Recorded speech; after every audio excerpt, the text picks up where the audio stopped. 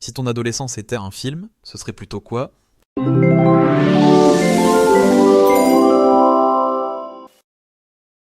Salut, bienvenue dans notre série animée des échanges bibliques appliqués et interactifs. Aujourd'hui, on plonge dans un épisode super spécial. Jésus l'adolescent dans Luc 2, versets 40 et 1 à 52. Alors, prépare-toi à découvrir son histoire et ce qu'elle peut changer dans ta vie. Tu te demandes sûrement, qui suis-je vraiment? Comment gérer mes galères d'ado? Ne stresse pas, Jésus a vécu avant toi. Et il a une piste pour t'aider. Cet épisode se déroulera en 3 parties. D'abord comprendre l'histoire, ensuite en saisir le sens, et enfin apprendre à la mettre concrètement en pratique dans nos vies. Jésus a 12 ans. Comme chaque année, il part avec sa famille à Jérusalem pour la fête de la Pâque. C'est une tradition familiale, quelque chose de normal et attendu. Au moment du retour, Jésus reste à Jérusalem sans prévenir ses parents.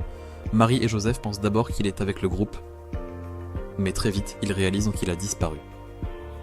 Pendant 3 jours, ils le cherchent, inquiets et sous pression. Où était Jésus? Ses parents le retrouvèrent finalement. Il était dans le temple, un lieu spirituel fort. Avec qui était-il? Il était avec des spécialistes de la loi, des enseignants chevronnés et des mentors. Que faisait-il?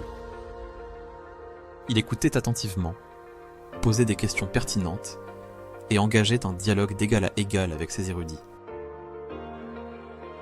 Jésus ne fuit pas. Il est engagé dans une authentique quête de sens et de vérité. Quand ses parents le retrouvent, Jésus leur répond « Ne saviez-vous pas qu'il faut que je m'occupe des affaires de mon Père ?» Cette réponse montre qu'à son âge, Jésus sait déjà qui il est et c'est ce pourquoi il est appelé. À 12 ans, l'histoire de Jésus au temple nous offre un récit étonnant qui interroge nos propres chemins. Entre quête d'identité, recherche de sens, choix d'entourage, qualité d'écoute et soumission intelligente, cette scène nous invite à réfléchir. Et nous? Où en sommes-nous vraiment? L'identité. Alors que Jésus avait conscience de sa propre nature, une question fondamentale se pose à nous. Sur quoi basons-nous notre valeur et notre identité? Recherche. Jésus cherchait des réponses dans le temple, un lieu saint. Moi? Ou est-ce que je cherche des réponses à mes questions existentielles? Les réseaux sociaux? Mes potes? Les influences douteuses? Fais attention où tu cherches tes réponses. L'entourage. Jésus était avec des gens sages qui le faisaient grandir.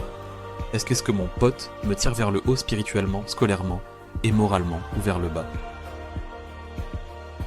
Soumission. Jésus, le Fils de Dieu, a obéi à ses parents humains. Pourquoi est-ce que je crois qu'obéir ou respecter mes parents est un signe de faiblesse et non d'intelligence? C'est sûr, tu te dis « Ok, maintenant, je fais quoi concrètement ?» La partie 3 va justement te montrer comment appliquer tout ça dans ta vie.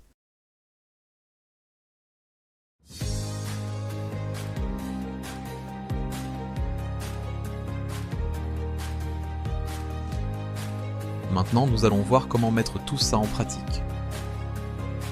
Tout d'abord, nous allons commencer par ton identité. Écris sur ton téléphone ou dans un carnet. Je suis enfant de Dieu, aimé et unique. Mes 3 talents sont, par exemple, chanter, dessiner, sport.